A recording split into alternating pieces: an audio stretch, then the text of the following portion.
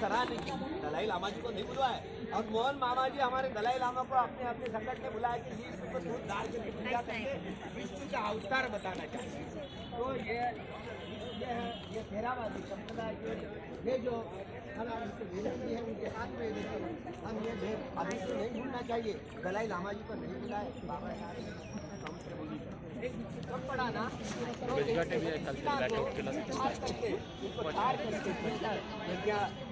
लगाया था एक कब भिक्षु पड़ेगा करके, इसीलिए बाबा साहब ने भगवान बुद्ध की जो मूल वाणी है उसके आधार पर सत्संग को प्रकाशित किया और वह दे दिया।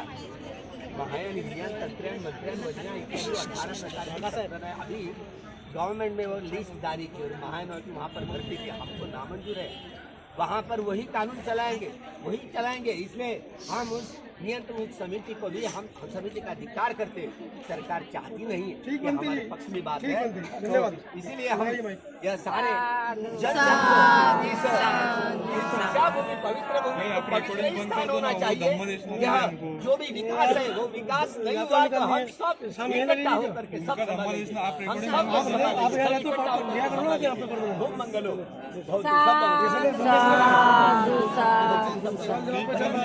रेवत जी ये हमारे बहुत पुराने भिक्षु है जो डॉक्टरेट है। नहीं मैंने उनको दिया लेकिन ये इस समय नहीं है ना।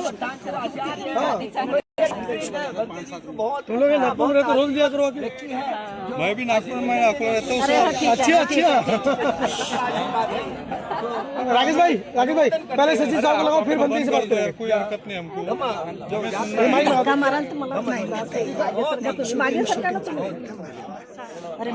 ये भी राकेश भाई ये भी समाज सारा खड़ा है, सवाल बनते तो पूछने चाहिए।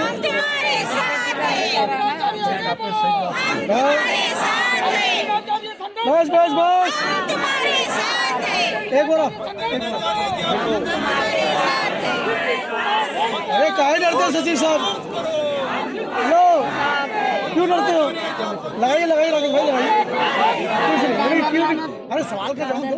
लगाइए भाई, ऐसा कुछ नहीं पूछो। बनते जी नहीं। आज सचिव साहब पूरा समाज यहाँ खड़ा है।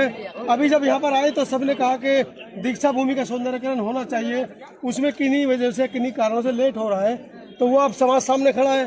तो बताइए क्या वजह है दीक्षा भूमि का सौंदर्यकरण नहीं हो रहा है? गड्ढे खोद दिए गए हैं, गाड़ियाँ अंदर पार्किंग की हुई है जो नहीं होनी चाहिए थी, बहुत सारी अव्यवस्थाएं हैं आप लोगों के रहते, ऐसा क्यों कर रहा है? समाज इस सवालों के जवाब चाहता है। बहुत जल्दी सौंदर्य का भी काम शुरू हो जाएगा। जो काम रुका था उसको महाराष्ट्र गवर्नमेंट ने जो स्थगिति दी थी, स्टे दिया था, उसको भी हमने पत्र दिया है। बहुत जल्द ये काम चालू हो जाएगा और पार्किंग के लिए बाहर जगह मंगी है वो मिलेगी। जब बाहर का पार्किंग होगा, अभी अंडरग्राउंड पार्किंग कुछ नहीं होगा। जो दीक्षा भूमि का पार्किंग छोड़ के जो विकास है, जो सौंदर्यीकरण था, वो सारा का सारा बहुत जल्द होगा। मतलब सौंदर्यीकरण में दीक्षा भूमि की समिति है उसकी तरफ से कोई कमी नहीं है? कोई कमी नहीं है, यही समझ जाना चाह रहा था। ठीक, थैंक यू।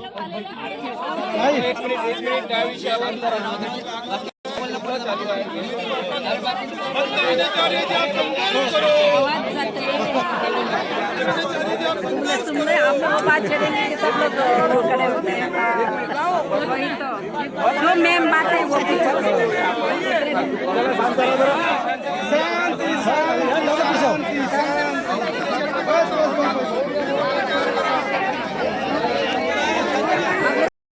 शांत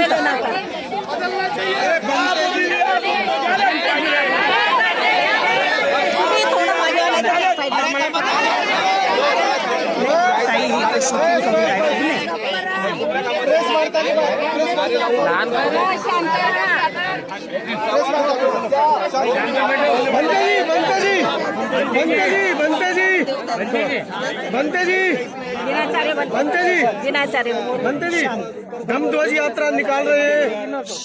क्या सुबह कल तो आपने बताया था सारी बातें, उस पर नहीं जाएंगे, लेकिन सुबह का उत्साह यहाँ हजारों की संख्या में लोग मौजूद हैं नागपुर से और दिल्ली से और देश के अन्य जगह से।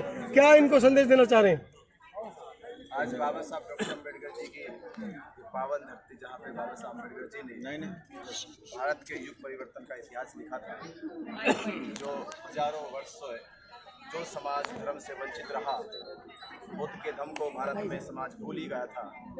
तो बाबा साहब डॉक्टर अम्बेडकर जी ने अपने संकल्प, जो बाबा साहब अम्बेडकर जी ने 13 अक्टूबर 1935 को नासिक में लिया था कि मैं हिंदू धर्म में पैदा हुआ, ये मेरे बस की बात नहीं थी, पर मैं इसमें मरूंगा नहीं, ये तो मेरी बस की बात है।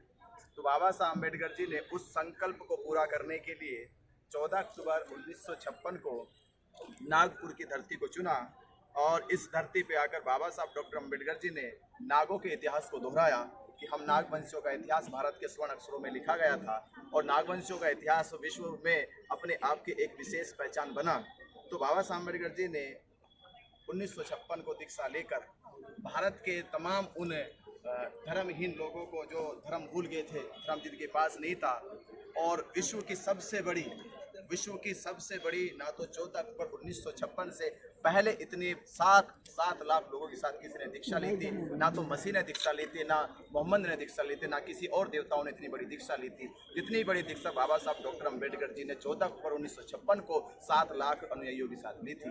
और तब से अब तक भी भारत और दुनिया में इतनी बड़ी धर्म परिवर्तन की दीक्षा आज तक संसार में नहीं हुई है। तो आज हम उस धरती पे खड़े जहाँ धरती पे इतिहास लिखा गया था कि हम भारत के लोग बुद्ध की राह पे चल पड़े हैं और बुद्ध की राह जो है भारत की सीमाओं से बाहर निकलकर विश्व के कोने कोने तक जाएगी और बुद्धम शरणम गच्छामि कहना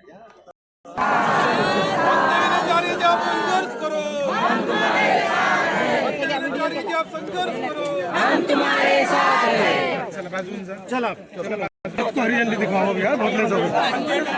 आगे बढ़ो, आगे बढ़ो, थोड़ा ध्यान रख के चलो। मोदी विहार मुक्त झालेच पाहिजे, मोदी विहार मुक्त झालेच पाहिजे।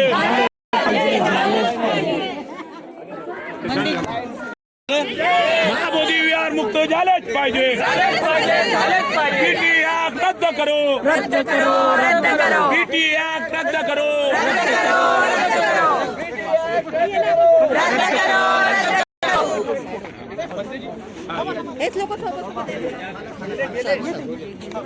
चालले गेले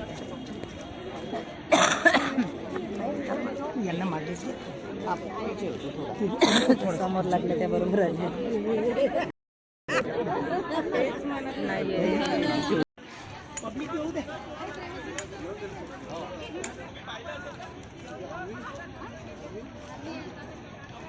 इकडे पण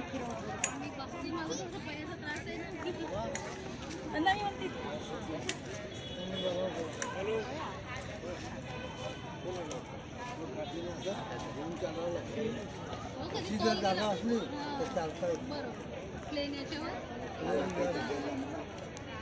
ठीक है बेटा, हमने अपने निकाल दिया, नागपुर से प्रारंभ कर दिया है। इस 17 अगस्त ते 24 सप्टेंबर पर्यंत धम्मध्वज यात्रा निघालेली आहे, नागपूरच्या दीक्षाभूमीवर आलेली आहे आणि ही धम्मध्वज यात्रा 2025 17 अगस्त ते 24 सप्टेंबरपर्यंत नागपूरच्या दीक्षाभूमीवरून ही धम्मध्वज यात्रा निघालेली आहे। म्हणते विनाचार्य जी आहेत त्यांच्या नेतृत्वात ही रॅली आहे। म्हणते विनाचार्य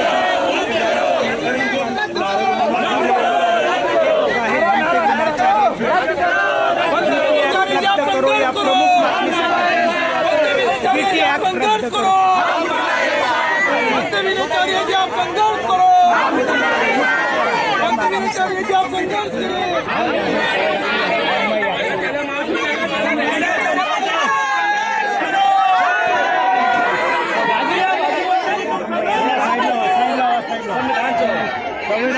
संविधान चौक निघालेली आहे। दीक्षाभूमी ते संविधान चौक अशा पद्धतीने ही धम्मयात्रा आहे आणि ही धम्मयात्रा नागपूरच्या दीक्षाभूमीवरून आज 17 ऑगस्ट रोजी निघालेली आहे। 17 ऑगस्ट ते 24 सप्टेंबर अशी धम्मध्वज यात्रा ही निघालेली आहे। धम्मध्वज यात्रा नागपूरच्या दीक्षाभूमीवरून निघालेली आहे. ही संविधान चौकापर्यंत जाणार आहे आणि ही धम्मध्वज यात्रा आपण बघा महाबोधी महाविहार मुक्त करण्यासाठी आणि बीपी ॲक्ट रद्द करण्यासाठी ही धम्मध्वज यात्रा निघालेली आहे. त्या धम्मध्वज यात्रेत एकच उद्देश आहे, बीपी ॲक्ट रद्द करा आणि महाबोधी महाविहार मुक्त करा ही मागणी घेऊन ही धम्मध्वज यात्रा निघालेली आहे. नागपूरच्या दीक्षाभूमीवरून ही धम्मध्वज यात्रा ही नागपूरची दीक्षाभूमी आहे. नागपूरच्या दीक्षाभूमीवरून ही धम्मध्वज यात्रा निघालेली आहे. महाबोधी महाविहार मुक्त करा आणि बीपी ॲक्ट रद्द करा ही प्रमुख मागणी घेऊन म्हणते विनाचार्यजी यांच्या नेतृत्वात ही रॅली निघाली.